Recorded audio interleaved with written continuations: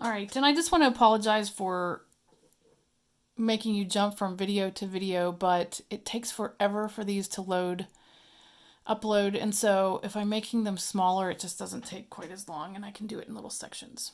Okay, so I wanted to do this one for you, and there's a little bit of twist at the end that I wanted to explain just in case you run into any of these and any other problems. So again, we're taking the percentage, we're converting that to grams. So I've already done that here just to save time. So I've taken my percentage, 26.56, 35.42, and 38.03, converted that to grams.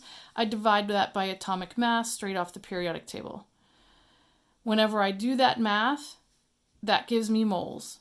Okay, and I can see here it's 0.68, 0.68, and 2.38. And what we're after is the ratio. So we find the smallest one and we divide each one of these values by that. This is mole also. So whenever I do, as you can imagine, these first two are going to be 1. But this one is 3.5. Now, on the first problem I told you with 2.02, you can disregard the 02 because it's so close to 2. But 3.5, you can't just round up to 4. That's much too big of a difference. So this still I can use for a ratio. But what I'm going to have to do is get rid of the 0.5, and I'm going to have to make it a whole number, which means I'm going to have to double it, right? So if I double the 0.5, I have to double this entire thing. In other words, I'm going to take this times 2, this times 2, and this times 2.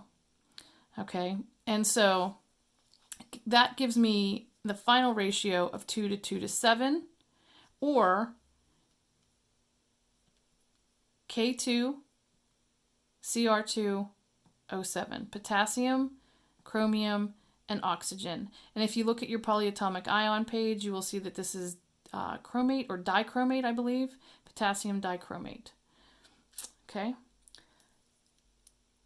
Zoom with me on Tuesday or Thursday if you have any questions.